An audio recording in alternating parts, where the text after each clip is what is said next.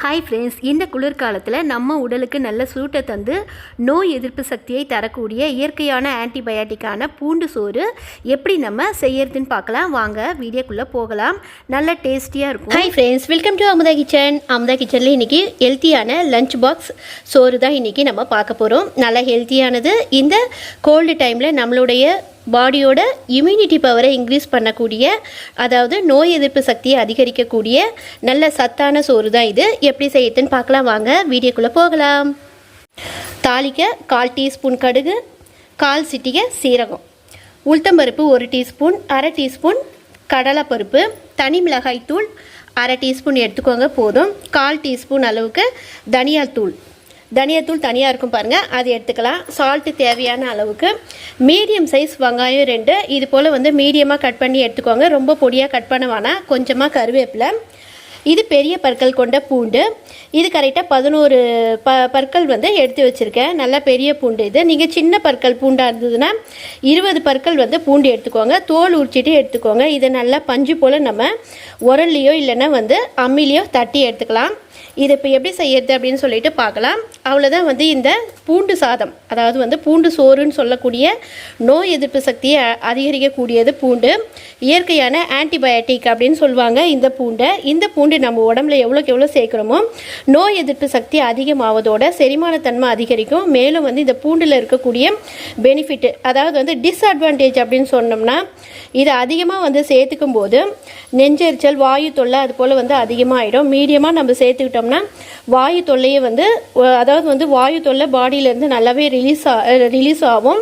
வாயு தொந்தரவு இல்லாமல் இருக்கும். அதிகப்படியாக சேர்த்துக்கிட்டோம்னா நெஞ்செரிச்சலை உண்டு பண்ணிவிடுவோங்க ஃப்ரெண்ட்ஸ். ஓகே, இப்போ இது எப்படி செய்யறது அப்படின்னு சொல்லிட்டு பார்க்கலாம். இந்த பூண்டு சோறு நம்ம ரெடி பண்ணுறதுக்கு முதல்லயே 200 கிராம் ரைஸை ஒரு 10 நிமிஷம் ஊற விட்டு, புழுங்கலரிசி நம்ம சாப்பாட்டுக்கு யூஸ் பண்ணுவோம் பாருங்கள், அந்த புழுங்கலரிசி நல்லா வடித்து ஆற விட்டு வச்சுருக்கேன். எவ்வளோ நல்லா உதிரியாக இருக்குது பாருங்கள். வடித்து ஆற விட்டு செய்கிறது மூலமாக நம்மளோட ஹெல்த் இன்னும் நல்லா இருக்குங்க ஃப்ரெண்ட்ஸ். இந்த வானலில் 4 டேபிள் ஸ்பூன் நல்லெண்ணெய் விட்டுருக்கேன். இப்போ இதில் கடுகு சீரகம் சேர்த்துக்கலாம். கடுகு நல்லா பொரிஞ்ச உடனே உளுத்தம்பருப்பு, கடலைப்பருப்பு நம்ம ஆட் பண்ணிக்கலாம். மீடியம் ஃப்ளேமில் வச்சுக்கலாம். கடுகு நல்லா பொரிஞ்சிடுச்சு. உளுத்தம்பருப்பு, கடலைப்பருப்பு சேர்த்துருக்கேன். பருப்பு நல்லா செவந்ததும் கட் பண்ணி வச்சுருக்கக்கூடிய வெங்காயம், கருவேப்பிலை சேர்த்துக்கலாம். வெங்காயம் நல்லா கொஞ்சம் பொன்னிறமாக வந்த உடனே நல்லா அம்மியில் தட்டி வச்சுருக்கேன் பாருங்கள் பூண்டை, தோல் உரிச்ச பூண்டு. இதையும் சேர்த்து மீடியம் ஃப்ளேமில் வச்சு நம்ம கலரி விடணும். இல்லைன்னா பூண்டு லைட்டாக செவந்து வந்துடும். வெங்காயம் வதங்கும் போதே 1/4 டீஸ்பூன் அளவுக்கு சால்ட் சேர்த்துக்கலாம். வெங்காயம் சீக்கிரம் வதங்கி வந்துடும். இந்த ஃப்ரைட் ரைஸ்க்கு நம்ம சால்ட்டு தான் சேர்க்கணும். கல்லுப்பு சேர்க்க முடியாது. அங்கங்கே திட்டாக கரையாது. அதனால தான் நான் சால்ட்டு சேர்த்துக்கிட்டேன். இது நல்லா வதங்கி வரட்டும். வெங்காயம் ஒரு 2 நிமிஷம் வதங்கி வந்தால் போதும். நம்ம தட்டி வச்சுருக்கக்கூடிய பூண்டை இதோட சேர்த்துக்கலாம்.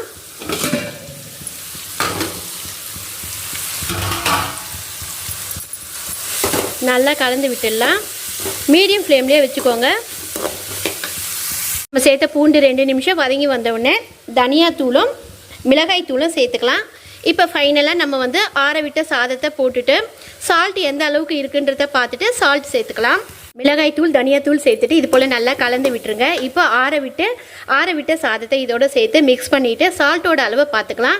இந்த சாதம் ஒரு 5 நிமிஷத்தில் இந்த பூண்டு சோறு ரெடி பண்ணிடலாங்க ஃப்ரெண்ட்ஸ். நம்மளோட ஹெல்த்துக்கு ரொம்ப நல்லது. வடித்து ஆற விட்ட சாதத்தை இதில் சேர்த்துட்டேன். இந்த சோறு இப்போ நல்லா கலந்து விட்டுக்கலாம். அந்த வெங்காயம் அந்த பூண்டோடு சேர்த்து இப்போ நம்ம வடித்து ஆற விட்ட சோறு இதோடு சேர்த்தாச்சு. இப்போ உப்போட லெவல் பார்த்து நான் உப்பு சேர்த்துக்க போகிறேன். உப்பு இதில் ஒரு அரை அளவுக்கு தான் உப்பு இருக்குது. இப்போ நம்ம இதில் உப்பு சேர்த்துக்கலாம். 1/4 டீஸ்பூன் அளவுக்கு சேர்த்துருக்கேங்க ஃப்ரெண்ட்ஸ். இப்போ இதை நல்லா கலந்து விட்டுட்டு கொத்தமல்லி தூவி இறக்கிக்கலாம். இப்போ இந்த பூண்டு சோறுக்கு இந்த கிளைமேட்டில் எது நம்ம செஞ்சாலும் கொஞ்சம் மிளகுத்தூள் சேர்த்துக்கிட்டோம்னா சளி ப்ராப்ளம் ரொம்பவே குறையும். இப்போ மிளகுத்தூள் நான் ஒரு 1/4 டீஸ்பூன் சேர்த்துக்க போகிறேன். சளி ப்ராப்ளத்துக்குலாம் ரொம்பவே நல்லது. இப்போ நம்ம தனி மிளகாய் தூள் 1/2 டீஸ்பூன் அளவு சேர்த்துருக்கிறதுனால காரம் ரொம்பவே வந்து குறைவாக இருக்கும். அதனால் ஒரு 1/4 சிட்டிகை மிளகுத்தூள் சேர்த்துக்கிட்டோம்னா ரொம்ப வந்து டேஸ்ட் அருமையாக இருக்கும், நம்மளோட ஹெல்த்துக்கும் நல்லது. ஃப்ரெண்ட்ஸ், இந்த வீடியோ உங்களுக்கு பிடிச்சிருந்தா லைக் பண்ணுங்கள், ஷேர் பண்ணுங்கள், மறக்காமல் சப்ஸ்கிரைப் பண்ணிவிட்டு பெல் ஐக்கானையும் தட்ட மறக்காதீங்க. அதோட ஆல் என்ற ஆப்ஷனை தட்டி விட்டிங்கன்னா டெய்லியும் போடுற வீடியோ உங்களுக்கு நோட்டிஃபிகேஷனில் வரும். ஃப்ரெண்ட்ஸ், பாய், தேங்க்யூ.